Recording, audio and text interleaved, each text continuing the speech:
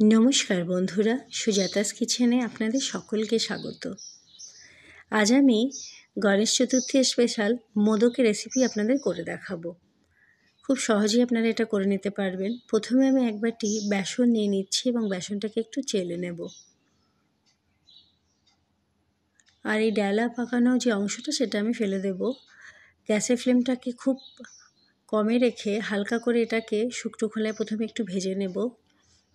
2 চামচ গাওয়া ঘি এর মধ্যে দিয়ে দেব এবং হালকা রং চেঞ্জ হওয়া অবধি আমি এটাকে ভেজে নেব। আমি হাফ লিটার দুধকে জাল দিয়ে ঘন করে রেখেছি। এরপরে এক বাটি দুধ দিয়ে দেব আর আস্তে আস্তে এটাকে খুব ভালো করে মিলিয়ে নেব। আরও এক বাটি দুধ দিয়ে দেব। দুধটা কিন্তু অল্প অল্প করে দেব, একেবারে কিন্তু বেশি দিলে লাম্পস পড়ে যাবে। আর এটাকে খুব ভালো করে মিশিয়ে নেব।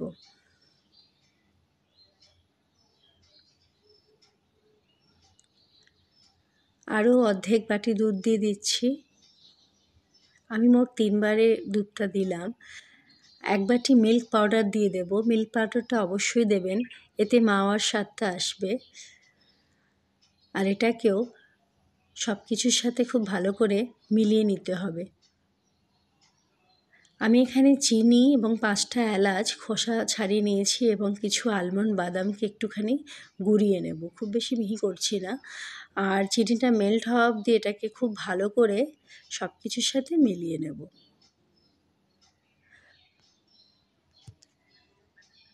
দুধের মধ্যে আমি কেশর দিয়ে রেখেছিলাম, এখানে সেটাও দিয়ে দেব, এতে খুব সুন্দর ফ্লেভার এবং কালারটাও আসবে।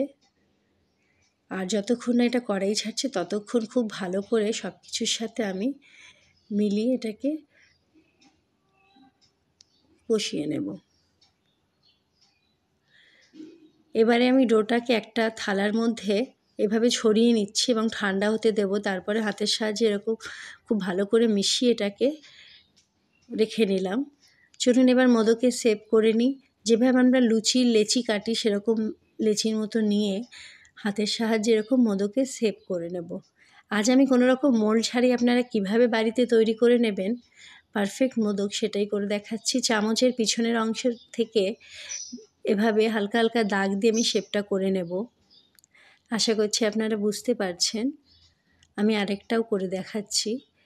দেখুন, মোদকের শেপ আমি আগে করে নিয়েছিলাম। এবারে এভাবে হালকা হালকা করে প্রেস করে দাগ দিয়ে দিলে একদম মোদকের শেপ চলে আসবে। দোকান থেকে মিষ্টি কিনে তো আমরা ঠাকুরকে প্রায়শই অর্পণ করে থাকি, তবে একবার নিজের হাতে এভাবে তৈরি করে দেখবেন, তার সন্তুষ্টিটাই আলাদা হয়। আর বাপ্পার এই মোদকটা কিন্তু খুব প্রিয় একটা মিষ্টি, তাই অবশ্যই তৈরি করবেন। আর কেমন হয়েছে আমাকে জানাবেন। আপনি যদি আমার নতুন বন্ধু হয়ে থাকেন তাহলে বেল আইকনটা প্রেস করে নেবেন এবং সাবস্ক্রাইবও করে নেবেন। দেখুন আমি একে একে সমস্ত মোদকগুলো এভাবে গড়ে নিচ্ছি। এরপর এটাকে আরেকটু ভালো করে সাজিয়ে নেবার জন্য আমি কেশর দেওয়া দুধটা ওপর থেকে জাস্ট অল্প করে লাগিয়ে নিচ্ছি আর ড্রাই ফ্রুট দিয়ে এটাকে সাজিয়ে নেব। আপনারা অবশ্যই আপনাদের পছন্দ অনুযায়ী ড্রাই ফ্রুট দিয়ে আপনারা এটাকে ডেকোরেট করে নিতে পারেন। দেখুন তৈরি হয়ে গেল কত সহজে বাপ্পার পছন্দের মিষ্টি মোদক। আপনাদের সকলকে সুজাতাস কিচেনের তরফ থেকে গণেশ চতুর্থীর অনেক অনেক শুভেচ্ছা রইল এবং আপনারা সকলে খুব ভালো থাকবেন।